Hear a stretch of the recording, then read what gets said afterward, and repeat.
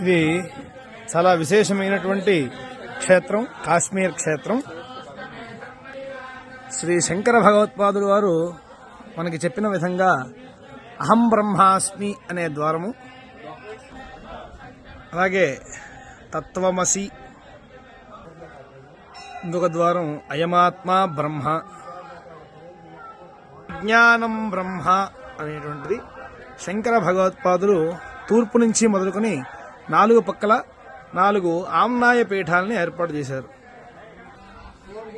పాకిస్తాన్ ఆక్రమిత కాశ్మీర్ నుంచి కొన్ని రాళ్లని తీసుకొచ్చి